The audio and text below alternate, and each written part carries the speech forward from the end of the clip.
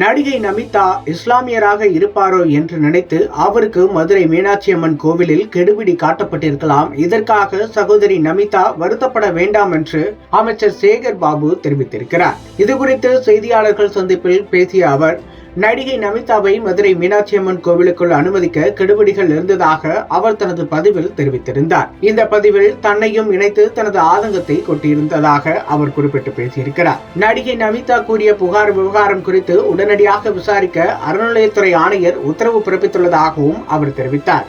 அவர்கள் மனம் புண்படும்படியாகவோ சட்டவிரோதமாகவோ ஏதேனும் நடந்தது கண்டறியப்பட்டால் உடனடியாக துறை ரீதியிலான நடவடிக்கை எடுக்கப்படும். சகோதரி நமிதா வருத்தப்பட வேண்டாம். ஒருவேளை அவர் பெரிய அளவில் வருத்தப்பட்டிருந்தால் அதற்காக நாங்களும் வருந்துகிறோம் என சேகர் பாபு தெரிவித்துள்ளார். மதுரை மீனாட்சி அம்மன் கோவிலுக்கு சென்றபோது அவமானத்தை சந்தித்ததாக நடிகை நமிதா வீடியோ மூலம் நேற்று பரபரப்பு புகாரை கூறியிருந்தார். இதுகுறித்து அவர் வெளியிட்டிருந்த வீடியோவில் தன்னை மீனாட்சி அம்மன் கோவிலுக்குள் விடவில்லை, தன்னை அங்கிருந்த அதிகாரிகள் ஜாதி சான்றிதழ் கேட்டதாகவும் தான் இந்துவா என்பதற்கான சான்றிதழை கேட்டதாகவும் அவர் குற்றம் சாட்டியிருந்தார். தனது சொந்த நாட்டிலேயே தான் அந்நியமாக்கப்பட்ட நிலை ஏற்பட்டது. இதுவரை என்னிடம் யாருமே ஜாதி சான்றிதழை கேட்டதில்லை. தான் இந்துவாக பிறந்தவள், தன் குழந்தைகளுக்கும் இந்து பேரை தான் வைத்துள்ளேன் என்றும் ஆதங்கமாக அந்த வீடியோவில் பேசியிருந்தார். அந்த அதிகாரிக்கு எப்படி பேச வேண்டும் என தெரியவில்லை. இதுகுறித்து அறநிலையத்துறை அமைச்சர் சேகர் பாபு நடவடிக்கை எடுக்க வேண்டும் என நமிதா கோரிக்கை விடுத்திருந்தார். இந்த வீடியோ நேற்று முதல் வைரலாகி வருகிறது. எல்லாருக்கும் வணக்கம். சேகர் பாபுஜி வணக்கம். நான் நமிதா பேசுகிறேன். இன்னைக்கு நான் ஜென்மாஷ்டமி செலிப்ரேட் பண்ணுறதுக்காக மதுரை வந்திருக்கேன். காலையில் நான் மதுரை கோவில் அம்மன் எல்லாம் கிருஷ்ணா டியூட்டி சேர்ந்து போயிட்டு வந்துட்டேன். ஆனால் அங்கே ரொம்ப வித்தியாசமான ஒரு அதிர்ச்சி ஆயிடுச்சு என் சேர்ந்து. இன்னைக்கு வரைக்கும் நான் நிறையா கோவிலில் போயிட்டு வந்தேன்.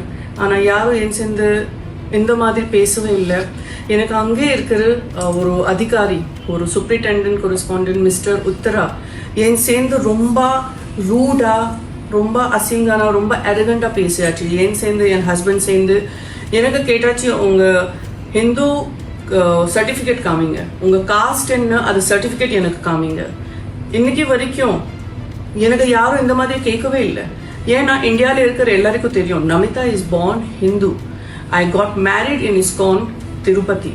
என் குழந்தையோட பேர் கூட கிருஷ்ணா ஆதித்யன் கியான் ராஜ். நம்ம கிருஷ்ணா கடவுள் மேலே தான். ஸோ நான் என்ன நினைக்கிறேன் சார், இந்த பெரிய அதிகாரி இவ்வளோ பெரிய லெவலில் இருக்கும், ஆனால் ஒரு செலிபிரிட்டி சேர்ந்து இல்லைன்னா வேறு ஒருத்தர் ஆள் சேர்ந்து எப்படி பேசணும் அவருக்கு தெரியல.